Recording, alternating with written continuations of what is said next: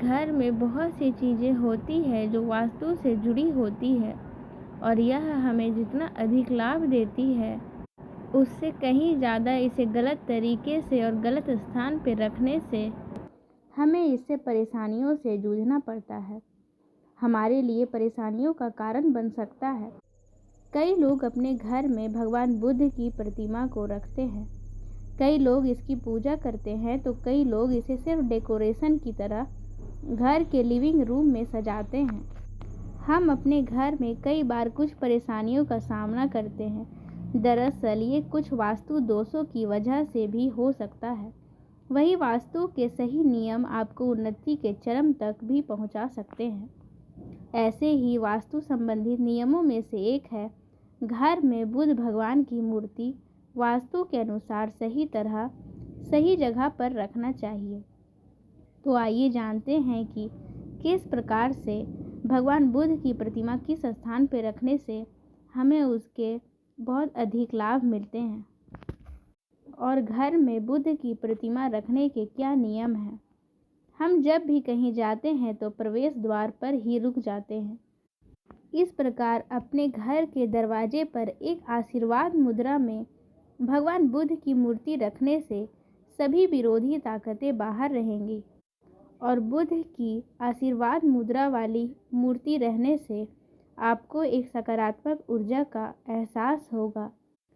बुद्ध की रक्षा मुद्रा का अर्थ है जहां एक हाथ में आशीर्वाद देना है और दूसरा हाथ की रक्षा करना है। हमेशा याद रखें कि बुद्ध को जमीन से 3-4 फीट ऊपर रखना चाहिए। बुद्ध की मूर्ति को कभी भी फर्श पर न रखें। फर्श पर बुद्ध की मूर्ति रखना आपके लिए नकारात्मक ऊर्जा का कारण बनता है। वास्तु के अनुसार पश्चिम की ओर मुंह करके दाईं ओर झुके हुए बुद्ध को रखने से आपके घर में शांति और सद्भाव आ सकती है। अपनी आंतरिक मान्यताओं और मन की स्थिति का प्रतीक होने के लिए इसे एक साफ टेबल या शेल्फ पर रखें। लोग स्वतः ही निर्मल प्रतिमा को देखेंगे, सहज महसूस करेंगे और आपको एक शांतिपूर्ण माहौल मिलेगा। अपने घर या कार्यस्थल की उत्तर दिशा में बुद्ध की प्रतिमा को रखना अच्छा होता है और उसके समक्ष एक स्नेक प्लांट रखना बुद्धिजनक और धन अर्जित करने का कारक बन सकता है। जब आप बुद्ध की मूर्ति घर के पूजा कक्ष में साफ सुथरी जगह पर रखते हैं तब यह आस्था और भक्ति के बारे में परिपूर्ण है।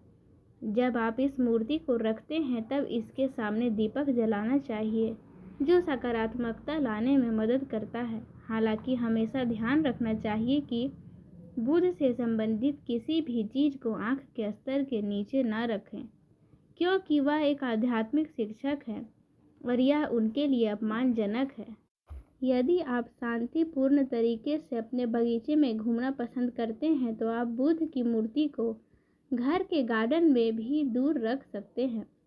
घर के गार्डन में बुद्ध की मूर्ति रखते समय सबसे पहले एक ध्यान की मुद्रा में बैठे हुए बुद्ध की प्रतिमा को रखना सही होता है। गार्डन में रखे बुद्ध के सामने आंतरिक शांति पाने के लिए आप सुगंधित धूप बत्ती भी लगा सकते हैं। इस मुद्रा में बुद्ध की मूर्ति को आप अपने घर के लिविंग रूम में भी लगा सकते हैं।